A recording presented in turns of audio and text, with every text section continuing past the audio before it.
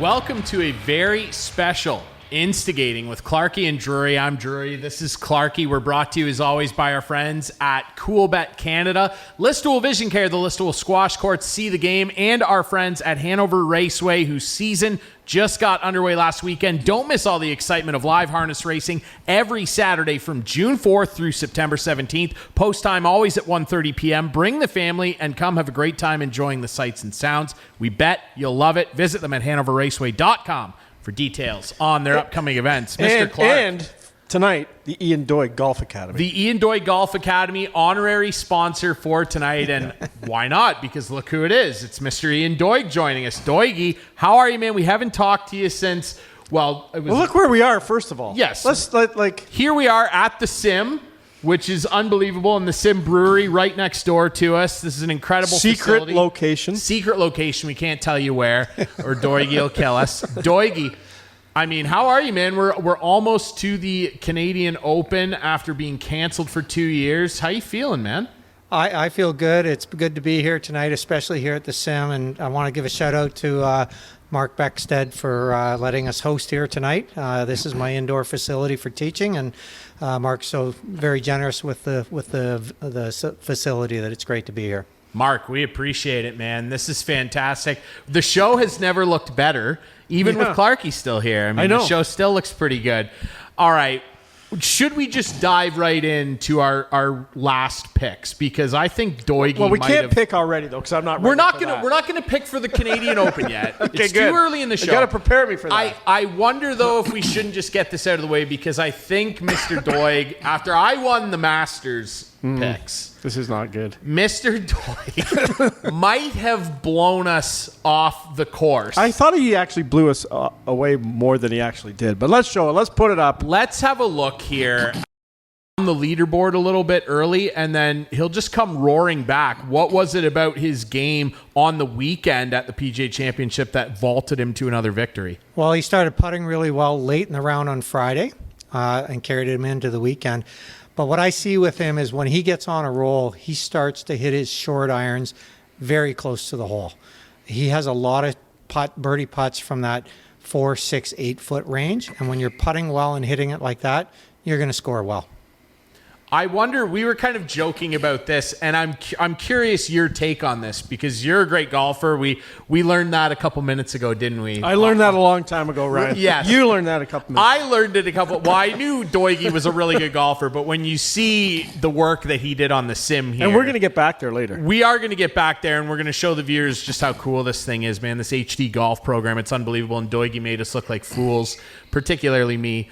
I want your opinion on this. We were kind of talking about Will Zalatoris and this putting stroke that he has. It seems to be the talk of the tour, and we kind of laugh, the overdrive guys call him whiskey mitts and everything.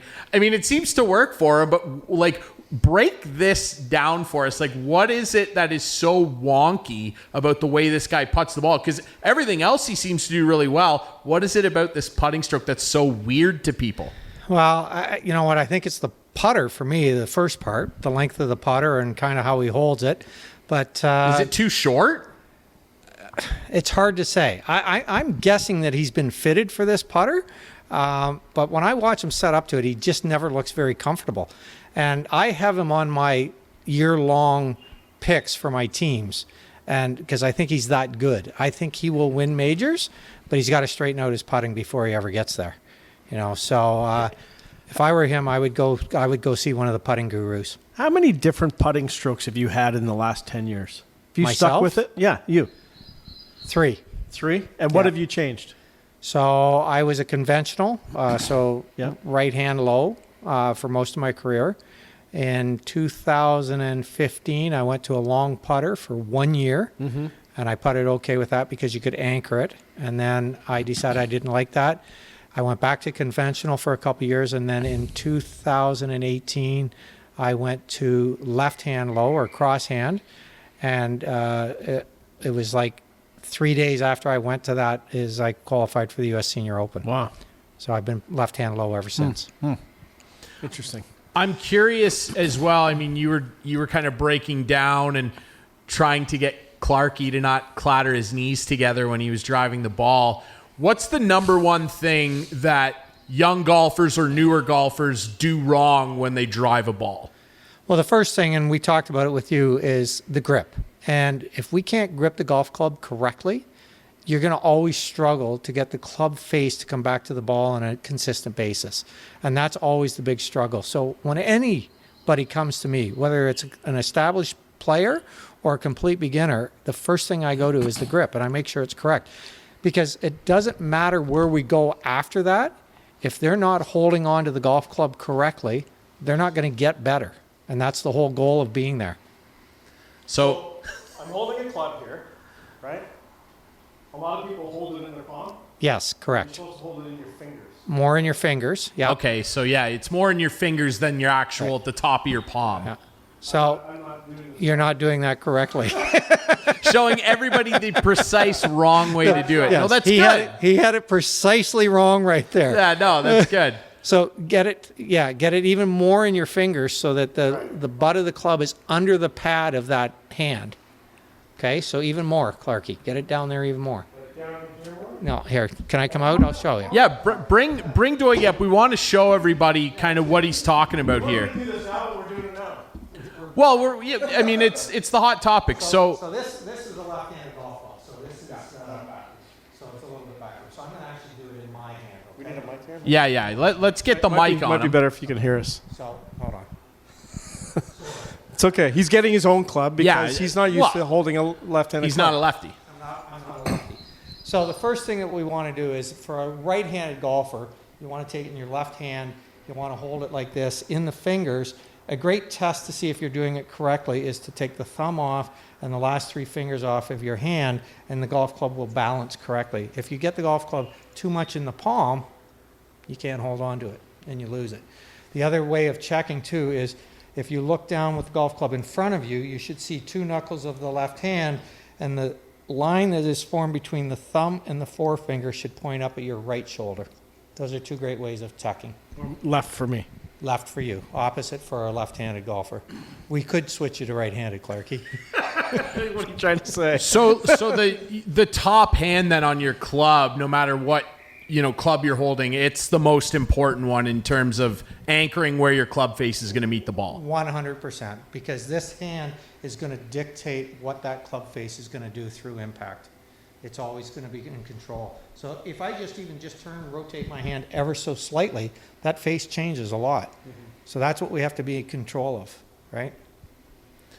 And you were showing us that before we went on air here, and it was incredible. I don't golf. I'm not a good golfer at all, and it's incredible just how much of a difference it feels in your hand just to bring it into your palm and then hold it properly in your fingers. How much of a difference it is to be able to balance the club. It's night and day. Yeah, 100%. Now there is golfers out there that hold it more in their palm.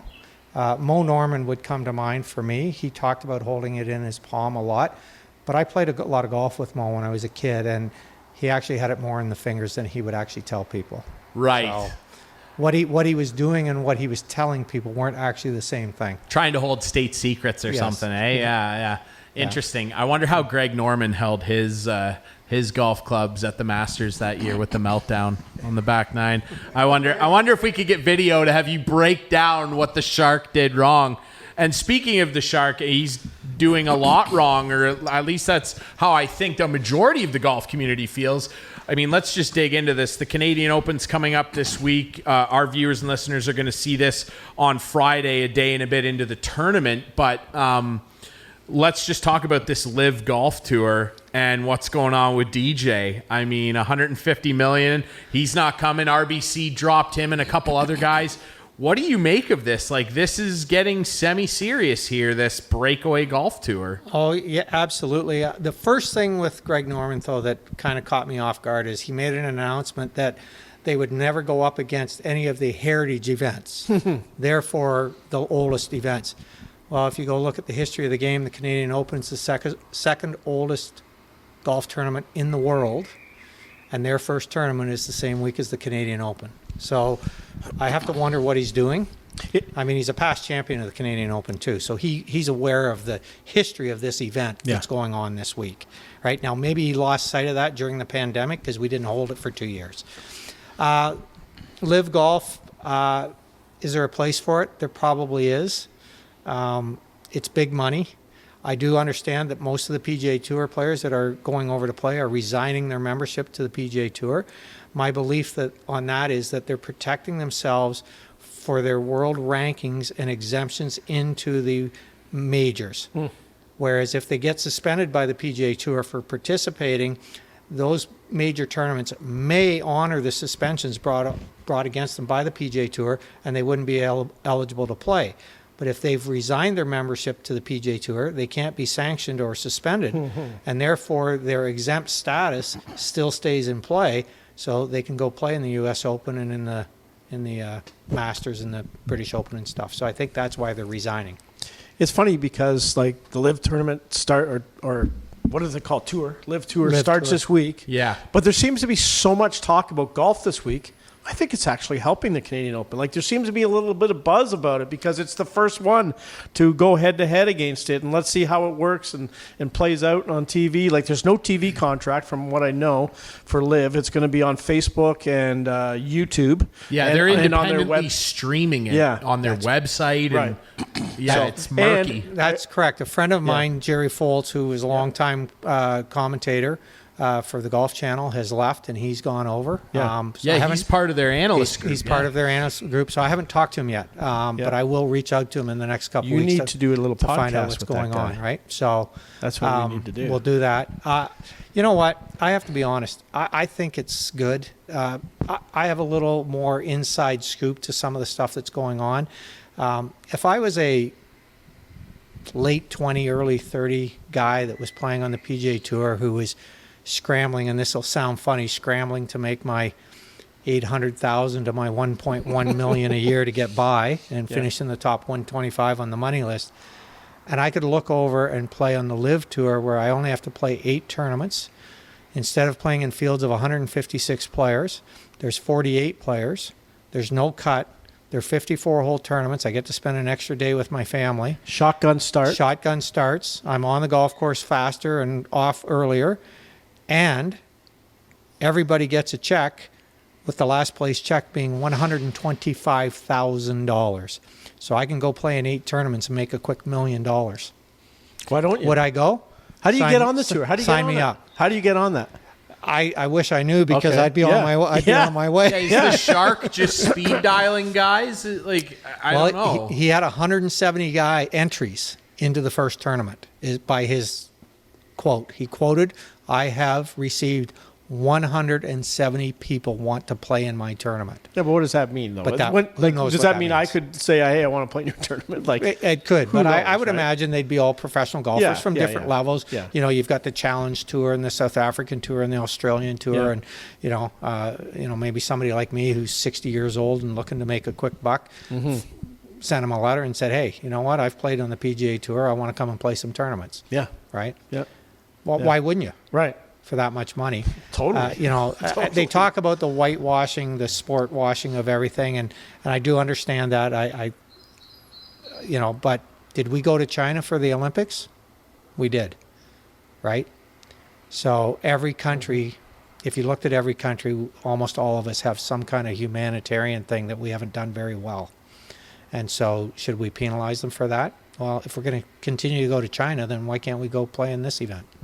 Yeah, and the Shark basically came out and called Jack Nicklaus a hypocrite, the other day. That was his big quote that got a lot of attention outside of, running their first event in London neck and neck with the Canadian Open, but calling him a hypocrite. And yeah, there does seem to be a bit of a hypocritical air to the PGA Tour and their hardline stance. Now, again, we still don't know what's going to come down yet. They haven't made it official. The rumors are that it could be as severe. I know Bob Weeks was talking about lifetime tour bans for some of these guys. I doubt Dustin Johnson cares with $150 million cool in his back pocket, but maybe do you think some of the guys of that 170 potentially that applied for this first event, do you think that the threat of that would potentially drive some of those guys away?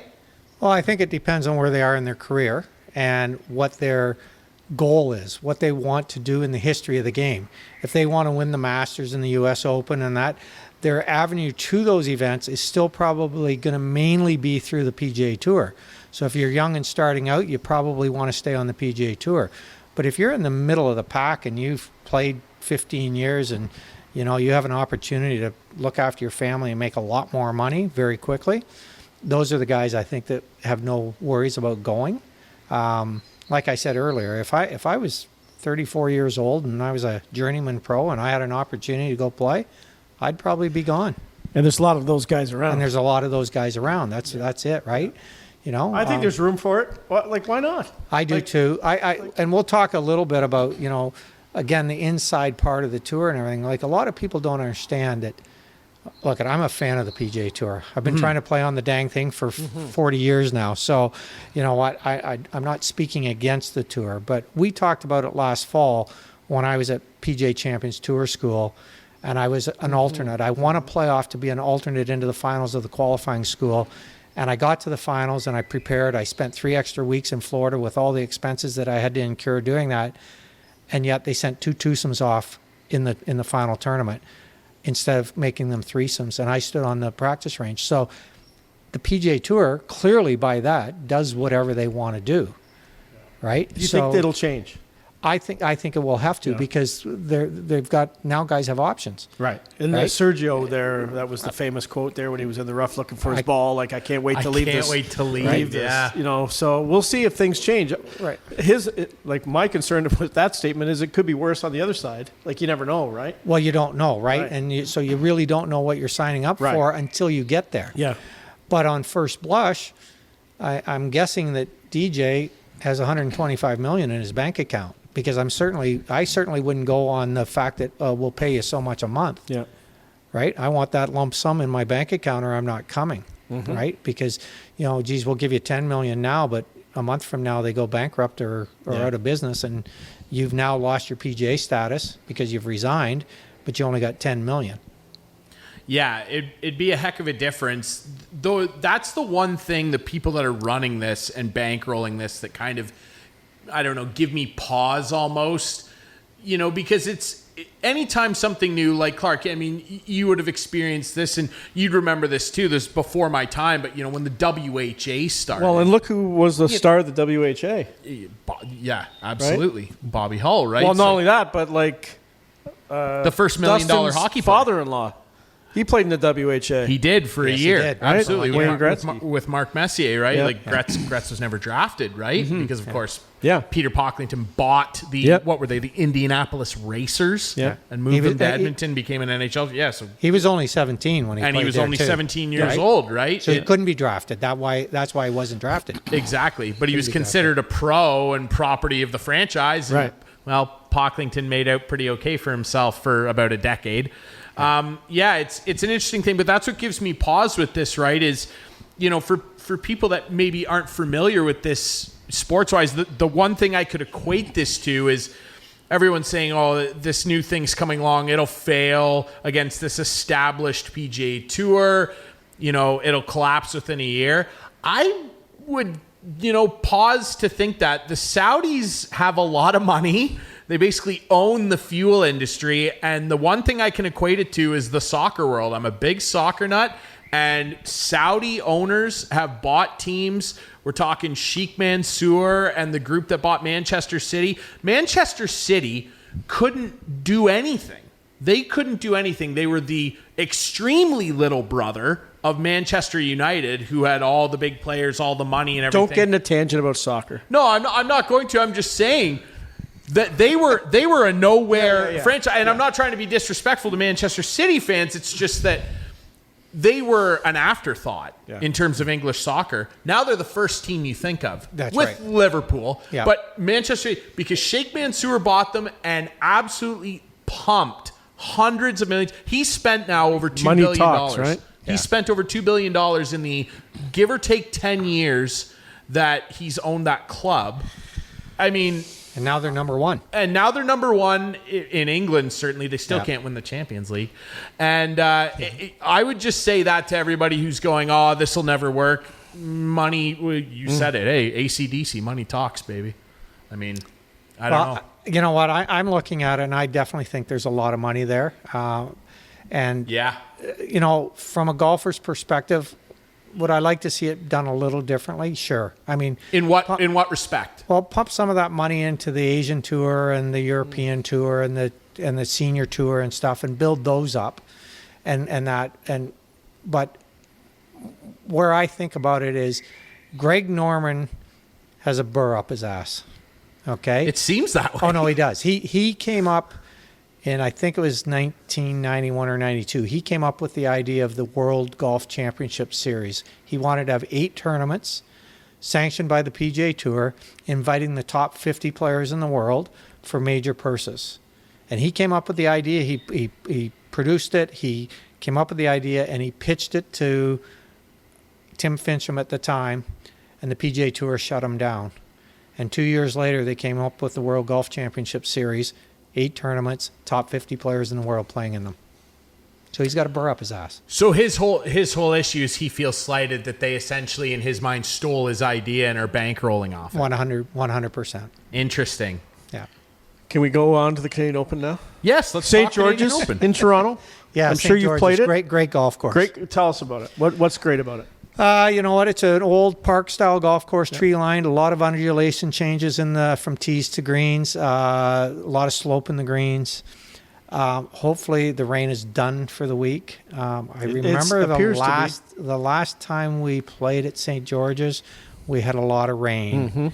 If I remember correctly, and it was lift clean in place and delays and all kinds of stuff. I do that all the time, by the way. Yeah. So hopefully that's over with. It's a really, really good golf course. I haven't been on site, so I don't know what the rough is like. I'm assuming with the rain and everything, it's going to be pretty heavy and pretty thick, bluegrass.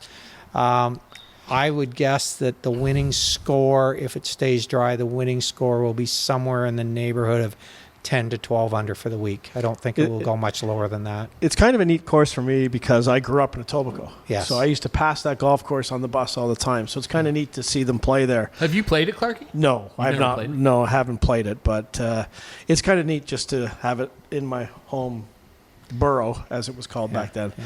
But give me like 3 guys who you think have a really good shot at winning this. AKA, give me your draft strategy for the picks later. You don't have to That answer. was a You don't have to. sneaky We'll talk about it question. later. I was in front of that, Drew. There was no chance. He was there going was to any, give the worst ski guy. Yeah. Mike Weir. Actually, give me 5 guys. Oh, gosh. No, I could come up with 5 good ones. We'll talk about it later. Kevin It's okay. Stadler, Mike We're going to go to the Weir, simulator soon. We're going to go to the simulator soon, then we'll do the picks after that. Absolutely. All right. We'll take a quick break here, and when we come back, we'll saddle up to the simulator here and see if Clarkie can get rid of his nasty slice into the ocean. You're going to say cough. I got my cough back. Good. Yeah, that's a good sign. You're engaged. You're ready. We'll be right back here on Instigating.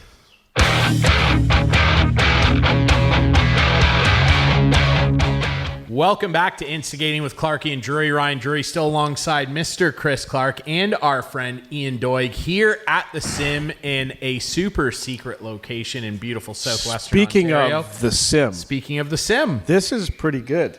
it's pretty great stuff, man. They got a brewery right next door to the simulator here. It's pretty Sim unbelievable Brewery, stuff. Dougie, is that right? Sim Brewery. Yep. Believe we're Absolutely. drinking the APA here, and it's pretty unreal.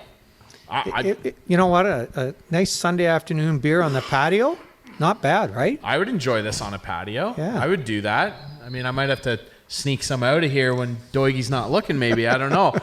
All right. As always, we are brought to you by our friends at Coolbet Canada, the Listowel Squash Courts, Listowel Vision Care, See the Game, and our friends over at Hanover Raceway. And, of course, got to mention our buddy Ian Doig, his Golf Academy. If you're looking for lessons, Doigie'd be the guy to go to. He's already improved my swing, pretty significantly since we first got here. I took 3 practice swings. And From the first to the third. yeah, It got a lot better. There was a lot of growth in the first 3 swings, wasn't there? I'm a terrible golfer, folks. Really quickly before we launch into what's going to be another fun draft here, this will be the 3rd one we've done here between the 3 of us for a major golf tournament. Of course, the RBC Canadian Open coming up here. Want to just give a shout out to my friend Johnny K. I'm wearing his For the Love of the Game apparel. Obviously, there's a bad fire in downtown Hanover. A lot of our viewers viewers will be aware. Johnny K Store was really affected by it, as was Fashion First, I believe it was. That fabulous fashion. Yeah, downtown Hanover, bad fire. If you can do anything to support those two businesses right now, please do what you can. All right, Mr. Clark, why don't you get us set up here? What are we doing? Well, sure. I might as well set it up because I've lost dead last in the last 2. Were you dead last the first one? I think so. No, maybe not. No, I think I actually think Doigy might have finished I last. think maybe he was. Well, that's because they did it a messy we way. messed it up. we So messed now it we up. go. Strokes. Now we go money winnings. So we're going to pick 5 guys this time, Yes. and the 5th player has to be a Canadian. Yeah. So just Regardless because if you you took might a pick Canadian. a Canadian early, Yeah. you have to pick a Canadian with your 5th pick. And if we don't know any, Doigie's going to help us out. Sure. So I have the first pick, right? Because yeah. we're going from worst to first. Yep. Take Snake draft. Mike Weir. Take Mike Weir. Take Mike Weir. Yeah. Take Mike Weir. Yeah. No, Save him for I'm your not 5th taking pick. Mike Weir. There's a lot of good guys like Yeah, Justin Thomas, Rory McIlroy, Cam Smith, my buddy. But you know what? It's not Mike Weir. But No. it's Corey Connors, the first pick. You're taking Corey. He's with your going to first do pick? it. He's on it. Yeah, he's going to do it. Corey Connors, number 1. Now refresh my memory if you can, Doigy. If Corey did win, he'd be the first Canadian to win it in how long? 1954, Pat It's Fletcher. time. It's time. It's like the Leafs. It is It's time. Wow. Last oh, it's Canadian? like the Leafs. Well, you better change your Just joking. It's, 2 Leaf fans here. It's Okay, hey. Corey Connors. Corey Connors. I like that pick too because the golf course is very good for Corey. The way he drives the golf ball, his iron play is just exceptional. He go. gets the putter hot this week. I like him as a pick. I probably had him on my draft table ready to go. I think it's a great pick, and it would be exciting to see a Canadian Exactly. win. Exactly. 1954, Pat Fletcher at Point Grey Golf Club, and the previous Canadian to win that before that was 1909, I think. So, yeah, it's been a long time since Canadians have won the Canadian There you Open. go. Mike Weir came close in 2004, I think it was. The year after he won the Masters, he lost to Vijay Singh in a playoff. yeah, he lost by 2 strokes, did he not, to VJ? No, in a playoff. It was in a playoff? In a playoff, yeah. Okay, you go. Ryan Drury, next pick, first pick. So the pride of Listowel is gone. Well, I mean, yeah. Corey, by the way, favored at 20-1 on most Not betting bad. sites. Top So- 10. So that's pretty darn good. I mean, you took Corey. I have to take Rory McIlroy. I have to take Rory. I'd like. He's sitting there. He's probably my favorite golfer. I love Rory, even though he Here's the leaves thing you with those wanting guys. more sometimes. I find these guys sometimes just come for the paycheck and they're gone in 2 days. But we'll see what I don't- happens. I- Am I wrong, Doigie? Well, no. Thank you. Well, yes. No, I I'm don't not. of get both. that I'm not sense wrong. from We'll see. Rory. We'll Not see. from Rory. We'll Not see. from I Rory. don't think Rory shows up and thinks Some he can't guys win do at it, any though. tournament. Some guys do. I think Rory will play well this week because Yeah. he is the defending champion, technically. That's right. There you He go. won at Hamilton That was a long time ago. a long time ago. Yeah. Right? All right, Doigie, So- you're up. Back to We gotta back pick up picks the from pace here. Mr. So Doig. Doig gets back-to-back picks, and I'm going with, just because I know he's playing well, I'm going with JT Thomas, Justin He Thomas. carried the mail for you last He time. did, and I'm going to go, my next pick is, I'm going with Matthew Fitzpatrick. Matty Fitzy. Wow. Okay, now it comes over to Ryan Drury for his second pick. I will take Scotty Scheffler. Scotty Scheffler, the odds-on favorite. Yeah, 8-1, I believe Scotty Scheffler is just behind Rory at 6-1.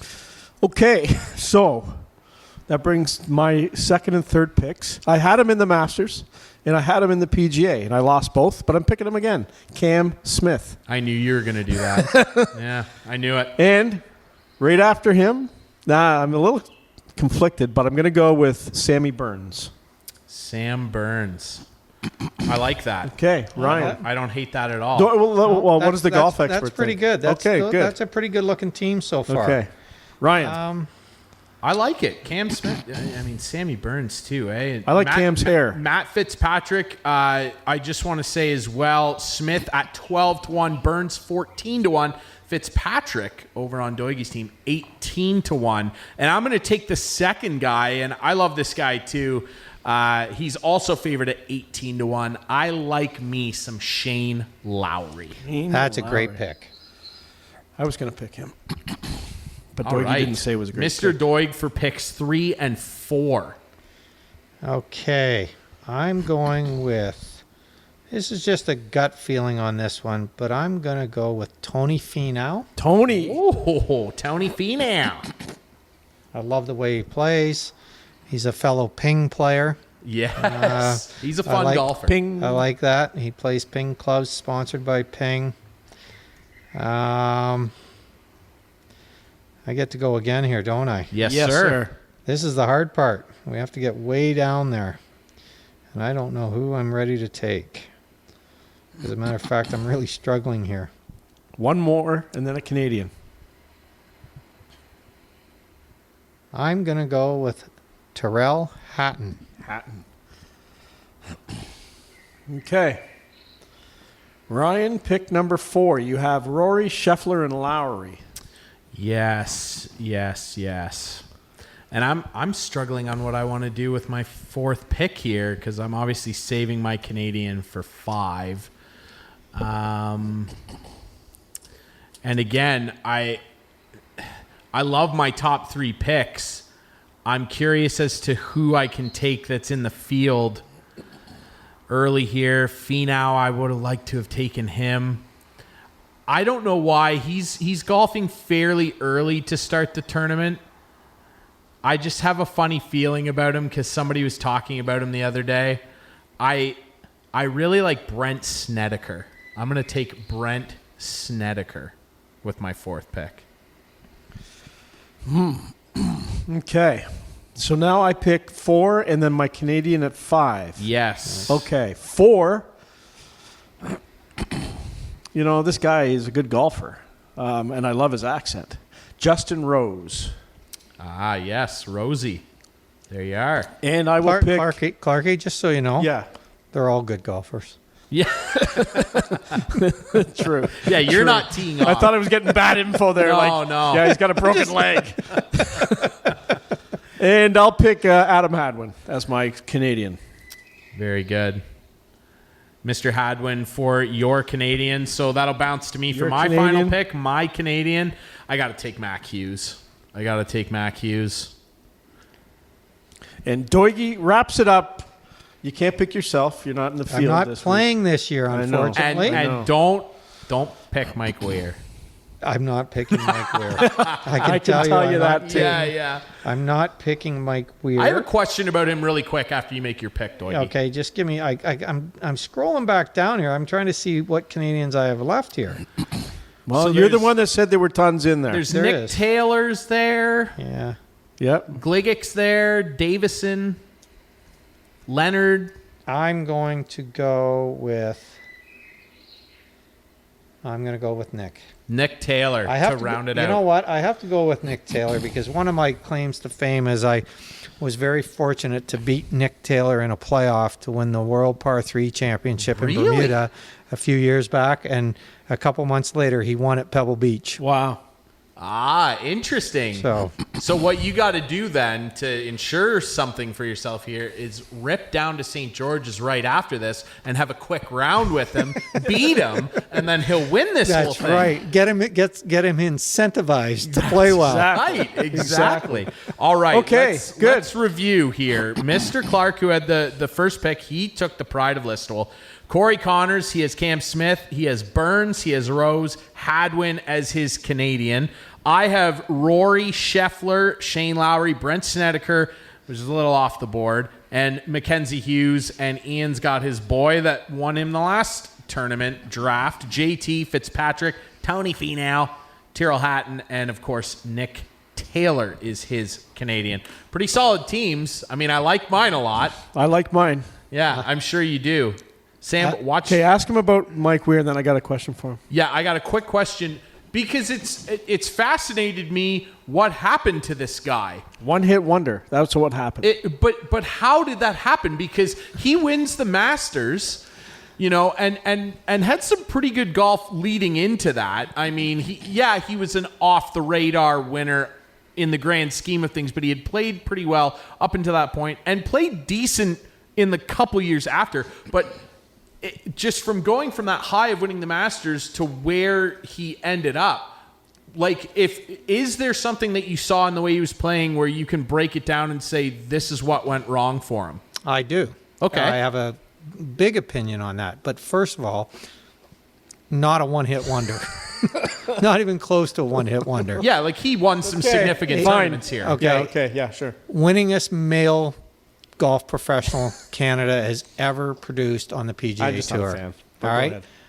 Won the Masters. How many players have won one major? Hold on. in a I don't know if career? we got this. We can't get this on camera. There's but a bird There's on- a birdie on the window. Yes. Like, is that the best thing ever? There's a bird on the window at a Yes. golf facility. He's there all the time. Mike Weir could have used a few more of those. He could have. No, Mike is a lot of times Mike's underrated because what a lot of people don't realize that, I mean, he made it as high as top 5 in the world rankings.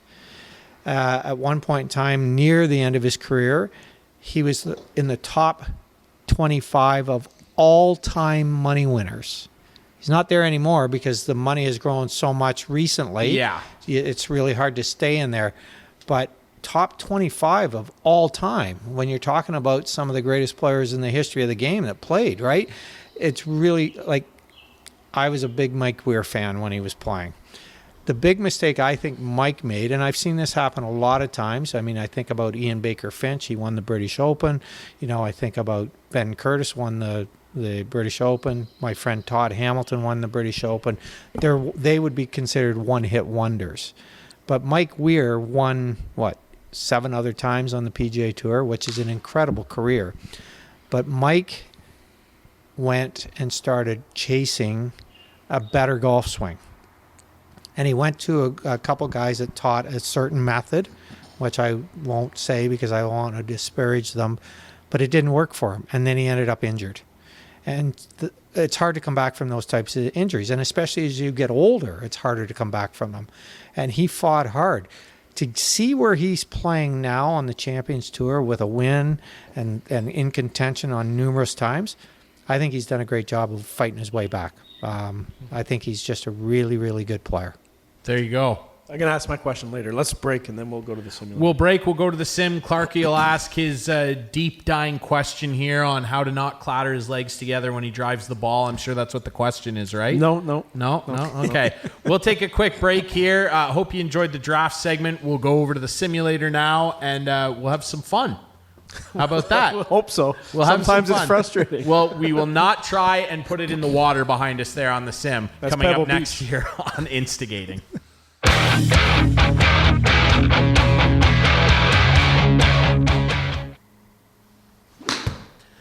Welcome back to Instigating with Clarky and Drury, brought to you by our friends at CoolBet Canada. Clarky working away on his swing here at the Sim, the super secret location. Still joined by our friend Ian Doig of the Ian Doig Golf Academy. And Doigy, Clarky's working on some chipping here. So what is he working on and where does he need to improve here?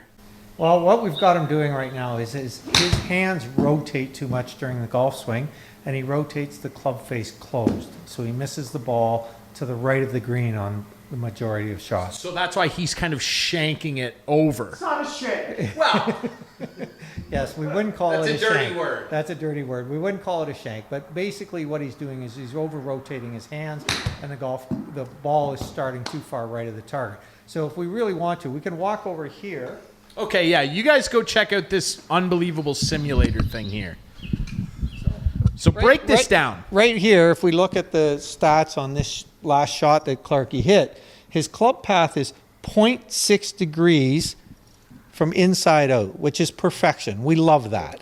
Perfection. Perfection. 0 would be perfect. So it's almost perfect. Wow. But then we look at his club face angle, and it's closed by 2.3 degrees. So the golf ball is going to come off the face of the club heading into the right, right? Because he's getting the face to rotate too far closed through impact. So what we're trying to get him to do is not rotate his hands so much so that the path and the face match up better.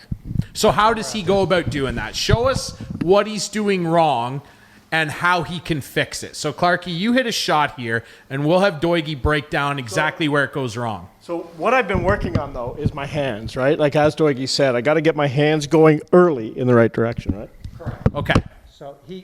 So he has this tendency to want to rotate his hands behind him like that on the way back. Right. It's And not I'm keeping him still through the path. exactly. I want him to keep them stiller on the path back for the first foot.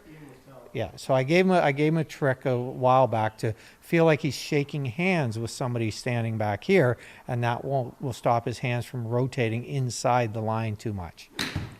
And he's getting better, but he still, again, over-rotated that one. So I'm looking over. His path, again, was 0.7, and his club was closed 3.3 degrees. So the ball's going to go right every time. Okay. And that's what problem I've been having. Everything's right.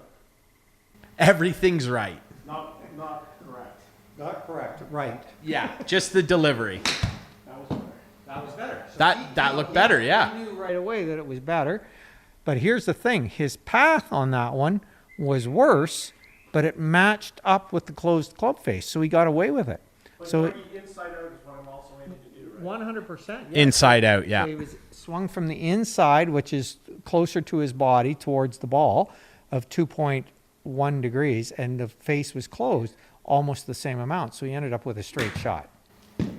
Ah, okay. So I can see what you're talking about as as soon as he lifts his club up, he's opening his wrists up too much as he swings back, and that's what's going to cause him problems. Right. 100%. So we'll let him see if he can hit this one better. Well, Actually, not bad. Actually, That- this one's quite good. He hit it a little too far, but again, look at the path. The path is 0.5, which is spectacular, and the face was open 1.5. So the ball would stay to the left in that case.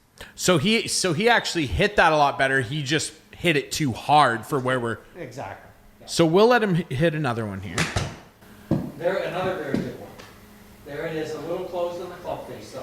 So again, we go right back, and that's his thing. There he is, 0-0 on the path. Wow. Perfect. But closed 2.5 degrees where the ball went to the right. Yeah. So the two things that affect the golf ball are the path of the club and the face angle at impact. Yeah. So his face angle is closed, so the golf ball is going to go to the right for a left-handed golf. How many 0-0-0-0-0s have you seen? I've never, path and face, I've never seen it. A friend of mine, Laird White, who was the guru for the TrackMan, he told me he had only seen it about 3 times, and he figured he had seen 5 million golf swings. That's a pretty good one, Clarky. That's not bad. Yep. That's the telling tale. There you go. So the face is open on that one, right? So he didn't rotate it closed. That's what we're after. We don't want him rotating that face through impact. That's good again. That face will be open as well. That face will be open. Yeah, point. There you go. There you go. We'd love that. He is 0.2 on the path and 0.9 on an open face. So generally, if he can get that to that kind of level of consistency, he should have a much better golf game. Much better golf game. He'd actually get pretty excited about playing if he was doing that. And I'm right on 60 yards. So here he is again, 0.5 and 0.2. He's dialing it in. So this little drill that we were doing earlier is starting to pay off because he's actually sitting here working on it. Another good one. Look at this. You hit it too far. I'm hitting it all too far. What are we at here? 40, 50 yards? 50 yards to the pin. So you're just hitting it a little long, but I mean, the delivery is really improving here. 100%. And that's what we're after. And the thing of it is that because we have this technology here, we can We'll cut that one. No. Oh, cut that. Because we have the technology here, we can get immediate feedback and look at it. Now, when I'm on the golf course and I don't have this technology with me, I still can tell by the read of the golf ball what's happening. Okay? But it's always good for the student to be able to see this because it gives them quantifiable numbers into their head of what they're doing.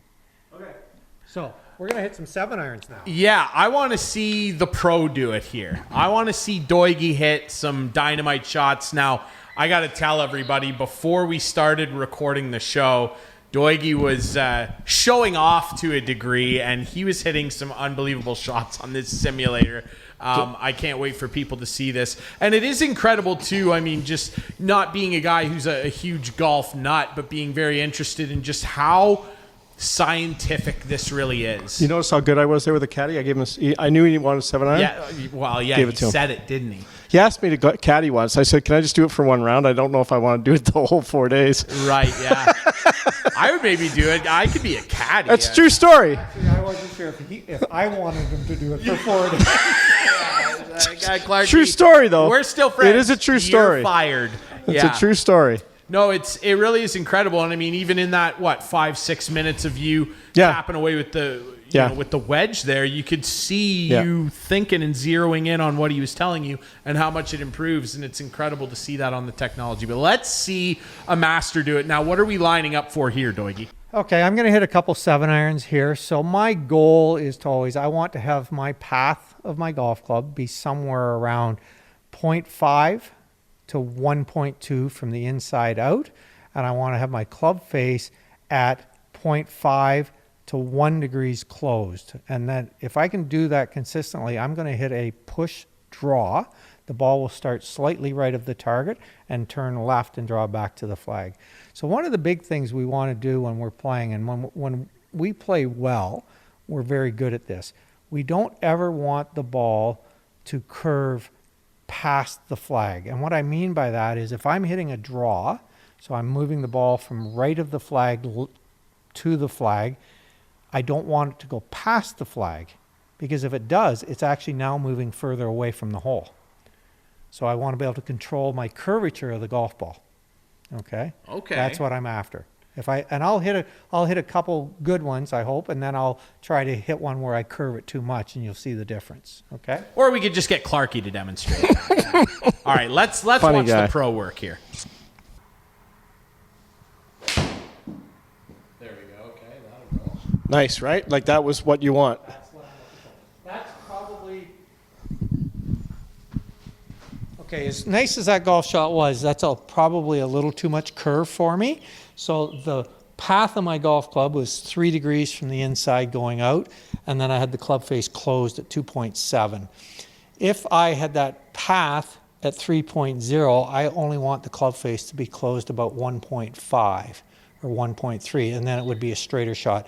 That shot there on the golf course would have started right of the flag and finished left of the flag, which means it's moving further away from the hole when it lands, which is not what I want.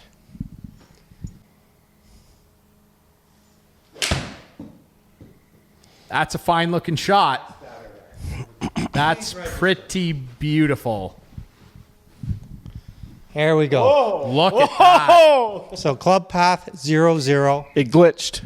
I'm kidding. 163 and a half yards? Yes, and a face closed of 0.8 degrees. That is as close to a perfect golf shot as you're going to find. And I want to hit it 162 to 165 with that club. That's unbelievable. Nice. I mean, it's not going to get better than that, ladies and gentlemen. We got to try one more thing. You want to take one more swing at it, Clarky? Well, I haven't hit 7. Okay, we'll give you one. And then we'll look at, we'll give him a couple. Yeah, we'll give you one or two. Let's see if he can get a 0-0 going here or not. Yeah.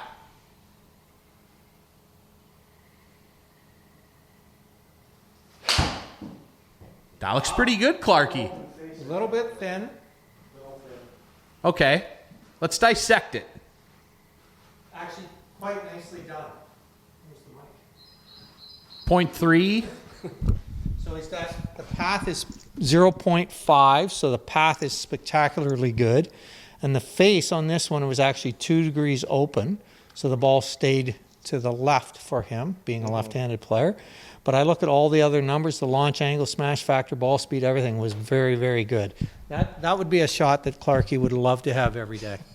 He would love to have it every day.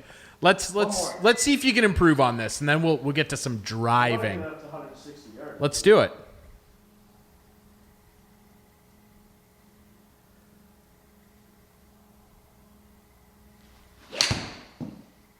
Yeah, another good golf. Open again, though. I could tell.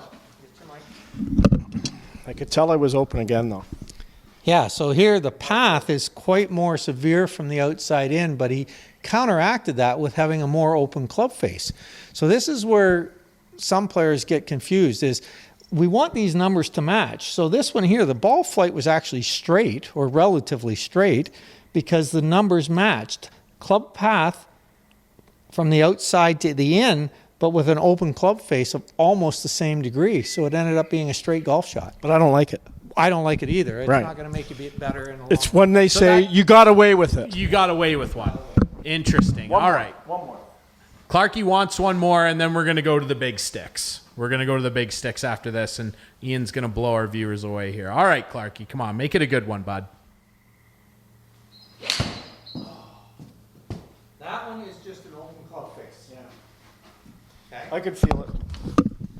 I could feel it. So what goes wrong for him here? So the path again, pretty much everything. It wasn't a good shot. The path was way too far from the outside in, so he cut across the golf ball on that one. And the face of the golf club was open 5.6 degrees. It's not worth talking about. The golf ball was going to go way left. Interesting. All right. Let's get the big sticks out here, and we'll watch Ian slam a golf ball. Now, before we started recording, Ian was showing us this cool technique that he uses to kind of warm up his driver with these weighted shafts, which is pretty unbelievable. Yeah, he's got the 3 of them here. So tell us a little bit about these and what each one of them does and the purpose of it. Okay, so this is known as super speed. And so they did some studies, and this is overload, underload. So I have a very light one, a medium one, and a heavy one. And I swing a protocol that was designed to help make me build speed up into my golf swing. And so I swing the lightest one as hard as I can 3 times, both right-handed and left-handed, then the next heavier one, then the heaviest one. And then I do that again, adding a step into the golf ball. And I do it from right-handed and left-handed.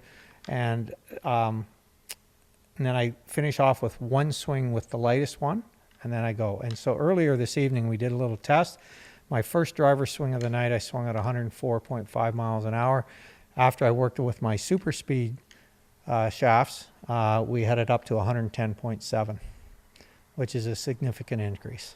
I mean, it's over 6 miles per hour, and I mean, that's significant because you were saying that could be the difference between 22, 25 yards. Yeah, absolutely.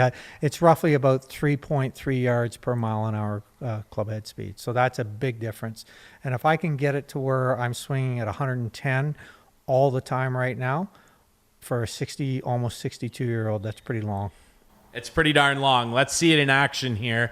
Doigie's going to show us how to drive the ball properly, and then we're going to get a look at Clarky and see where maybe we could improve it. How long is this hole, Doigie? 250 to the last flag. 250 to the last flag.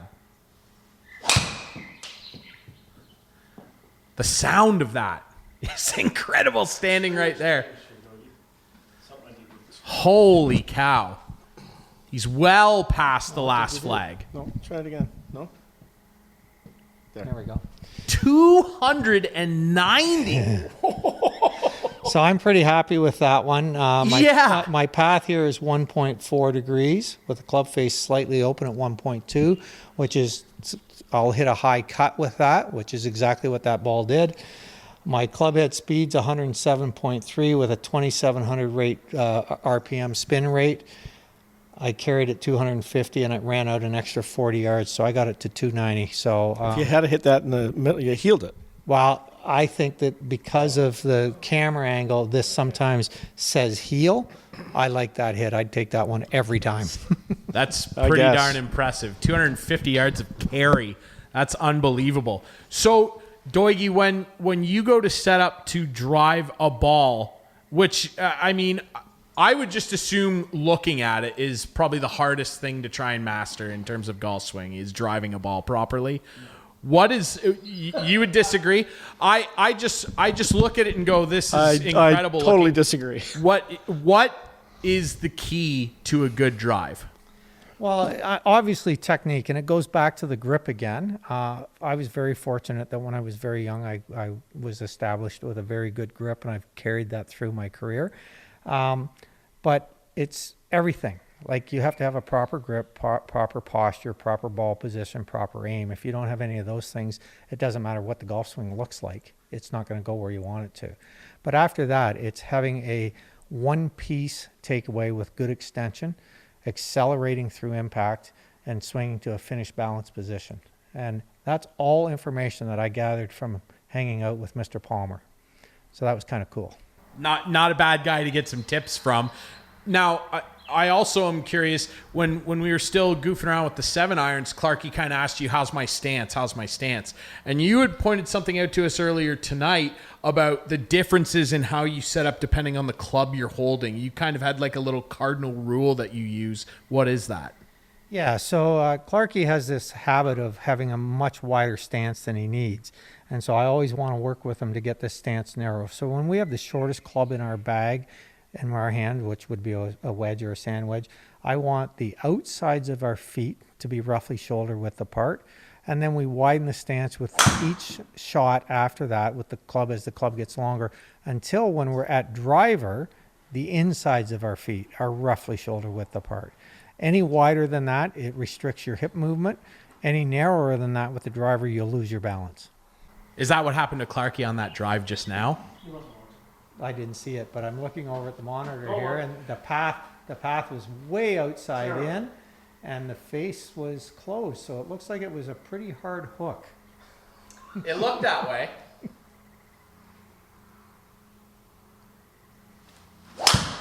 Oh, and a hard slice. And So what causes that slice? What causes that? so that's the face being open at impact. I'm just going to look here at the monitor when it pops up. I'm going to guess that face was quite open. Yeah, 5.8 degrees open, and an outside in path, right? So he's struggling right now, but it's really funny when the average player comes to me for lessons. Typically, what starts to happen is the longer the club, they start to swing harder. They want to hit it farther, and they isn't always the right thing to do. Sometimes more calm is better. He's actually hitting it worse now because he's trying so hard, right?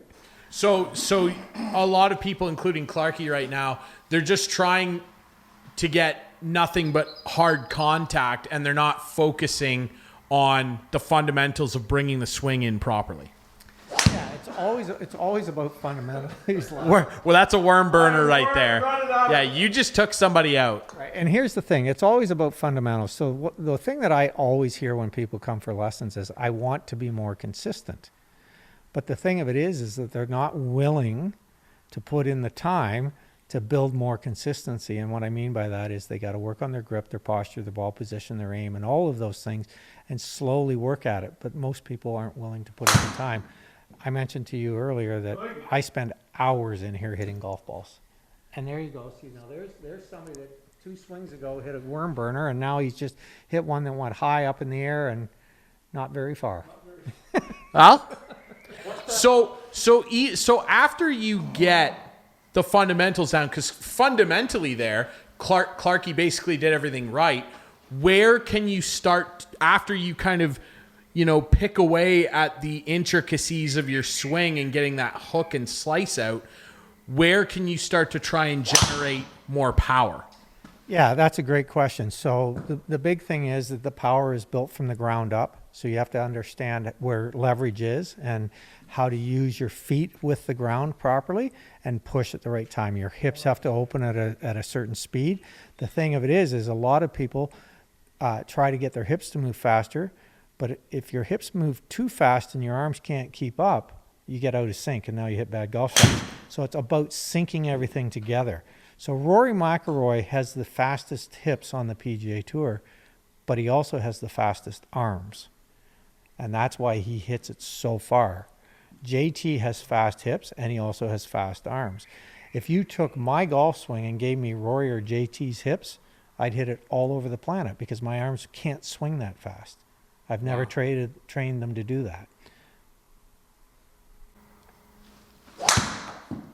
Too high. All right, Clarky, should I show Clarky how to do this? Yeah. No, you give me a little quick lesson. Let's get an Figure out what I'm expert doing wrong. here to just kind of break this down on what Clarky's doing wrong at 200 yards. That's Not terrible. unreal. No, that is awful. Yeah, it's That is not was that because he dug too much under the ball? So actually not under the ball. He came down on too steep of an angle into the ball.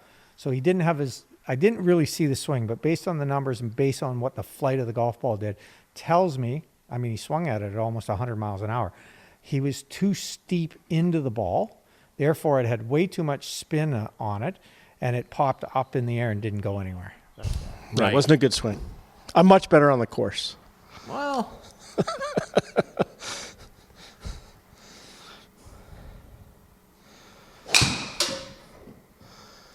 That one went too high.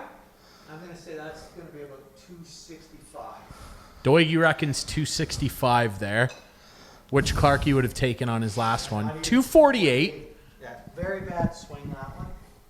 But for me, that one, I still look at the numbers here, and the numbers are okay from the path. I'm okay with that. The spin rate jumped way up, and so therefore the ball went higher and went out to the right because my face angle was a little bit off. It's amazing how much of a difference such a little thing makes. Like, you just wouldn't think it. Let's see how he improves on it. I got a big tournament coming up in 2 weeks. And this one should be a good one, I think. That looks a lot I would better. take that drive almost every time wherever I played. Now, I know, just in closing, chatting a bit about driving here, you were telling me a little bit and kind of mapping out how you drive through the ball properly. And what we saw with Clarkie's last drive was you said that he kind of got on top of it on too severe an angle, too steep coming into the impact with the ball. How do you kind of work on utilizing your hips and your shoulders as you swing through and find that ideal swing pattern? Yeah, you have to learn how to sequence everything in the right order. The hips have to go first, but you also have to have some width through the swing. Clarkie will try to have that here on this one. Much better.